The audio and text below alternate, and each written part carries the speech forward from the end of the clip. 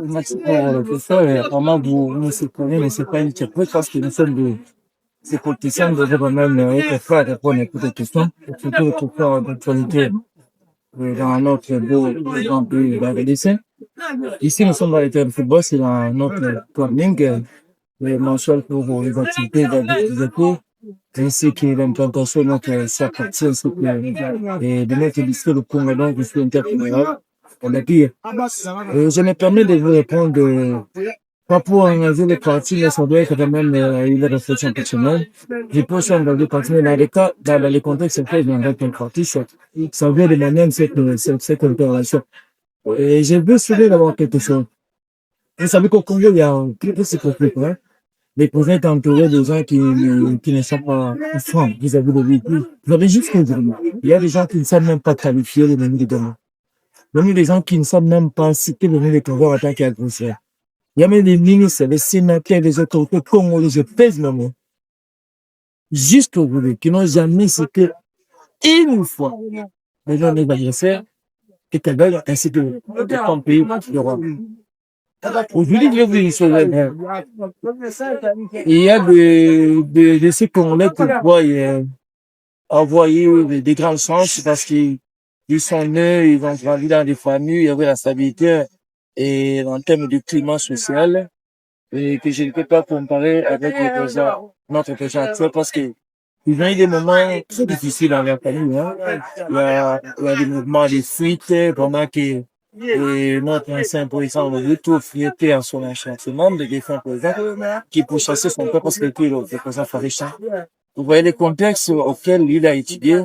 Si ces contextes était dans le même diapason avec le contexte que nous avons étudié notre reconnaître, comme je dis sincèrement, les programmes seraient plus intégrables. On regarde ces réactions, on regarde en sa place, en sa façon d'agir et puis de se prendre des actes. Et je me dis, tendre la main au président Karam qui est notre agresseur. Il ne les casse pas. Il les dit. Mais c'est un reste. Ça ne veut pas dire qu'il a abandonné la guerre. Ça ne veut pas dire que c'est un agresseur. Nous avons l'habitude, vous savez, dans la vie, quand vous êtes en contact avec quelqu'un, ne cherchez pas l'utilité. Parce que au début, les gens croyaient que c'est nous qui sommes nous sommes les crimes, donc, c'est nous qui causons la guerre, et nous nous plaignons. Mais en réalité, c'est nous qui sommes agresseurs. En réalité, c'est nous qui perdons des désillusions. En réalité, c'est le Congo qui est agressé contre le Rwanda. Et je dis, quand on parle la mer, c'est pas une faiblesse. C'est la grandeur. Parce que c'est un homme d'État. C'est lui seul, qui maîtrise le bien, le bien public. Il sait connaître les investissements. Ça ne veut pas dire quand vous négociez, quand vous allez à Doha, soit vous allez au niveau du fait pour une négociation, ça veut dire que vous abandonnez l'armée congolaise. Vous abandonnez votre lutte. La lutte qui est la guerre. Quand il faut qu'il y ait la guerre, ça dépend de stratégies à prendre. Il y a la diplomatie, il y a l'organisation de l'armée, et ça nous appelle force de la grandeur. Mais ça, c'est la force.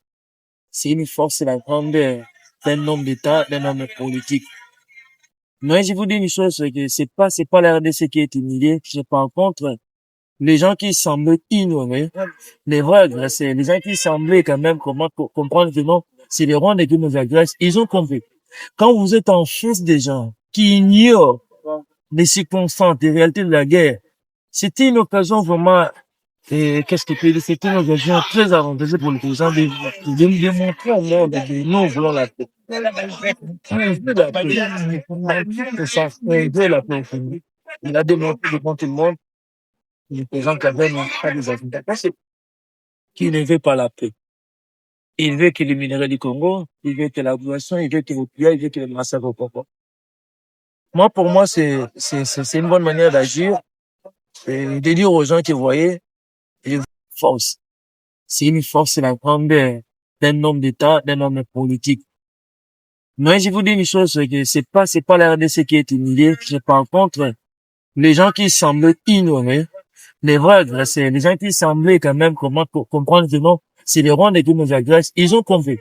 Quand vous êtes en face des gens qui ignorent les circonstances, les réalités de la guerre, c'était une occasion vraiment, c'était une occasion très avantageuse pour le président pour démontrer à moi que nous voulons la paix. Nous voulons la paix. Le sens, on veut la paix au Congo. Il a démontré devant tout le monde, et le président Kagame n'a pas des avis. Parce qu'il ne veut pas la paix. Il veut qu'il y ait le minerai du Congo, il veut qu'il y ait la population, il veut qu'il y ait le pillage, il veut qu'il y ait le massacre au Congo. Moi, pour moi, c'est une bonne manière d'agir et de dire aux gens qui voyaient, vous nous condamnez, que nous ne voulons pas la paix, nous allons à Doha, nous allons à Washington, mais voilà le vrai visage, voilà les vraies images de notre adversaire, voilà les vraies images de notre adversaire qui semble être sur le même tableau que nous. Ça, ce sont des apparences qui est tenté de faire voir qu'il veut la paix, il veut qu'on négocie avec la RDC, mais par contre, il ne le veut pas. Il ne le veut pas. La situation est connue de tout le monde. Vous avez suivi les secrétaires d'État américains, vous avez suivi au niveau de l'Union européenne. On les a tous condamnés. Ils sont pétonnaires. Et qu'au rang d'un président comme lui, il doit refuser une étendue de son voisin, malgré que nous sommes français, nous sommes contre des gens en paix. C'est pas une faiblesse, c'est la grandeur. Donc, votre parti et vous, quand vous continuez à soutenir le président Félix Tshisekedi et ses propos, ou vous êtes aussi en opposition par rapport à ça? Non, je dis les choses, nous ne sommes pas l'opposition, nous sommes quand même présidentiels. Donc, nous sommes dans la majorité. Le président, c'est le responsable de l'Union sacrée. Nous sommes dans l'Union sacrée. On n'a pas volé notre parti, on a volé notre responsable. Nous sommes derrière la République, nous sommes derrière l'honorable Victor Manger, nous sommes derrière. Un mot pour le Congolais qui vous suivent par rapport au président de la République. Je veux dire aux Congolais qui nous suivent que c'est le moment.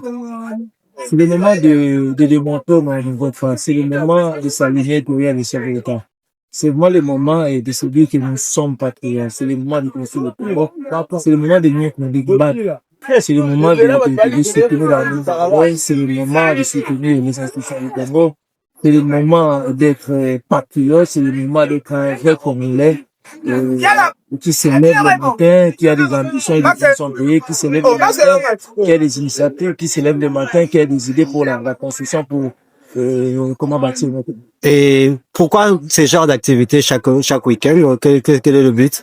Et notre but, c'est rassembler nos membres qui sont au niveau de l'Ikunga, parce que l'Ikunga est constitué de 7 communes, donc vous les métissez comme moi.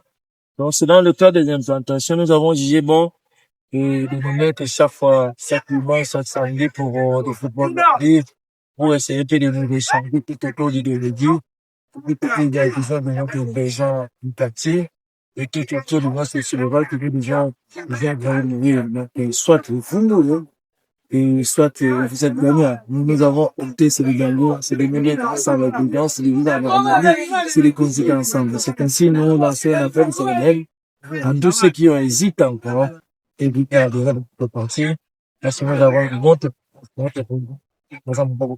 Un mot de la fin pour le président de votre parti et le cadre du parti lui-même. Je me permets de lui saluer les premiers participants de la confiance, les excellences générales de Colombe, qui saluent pour son respect, et au nombre de frères, politique, il y a un autre alliance partout nous allons pour implanter à Bier, partout nous allons pour la visibilité, les gens témoignent à Bier. Et je me permets de vous dire que souvent c'est essentiel d'avoir un bon témoignage. C'est un exemple à suivre en tant que jeune, et sans oublier pourquoi pas saluer aussi et puis encourager notre ministre de la Jeunesse, et grâce au petit monde, il semble qu'elle continue, qu'elle ne laisse pas parce que nous connaissons les Congolais qui se sont, nous nous connaissons tout le monde, que le président de la République est en train de négocier la jeunesse. Aujourd'hui, nous avons une ministre de la Jeunesse.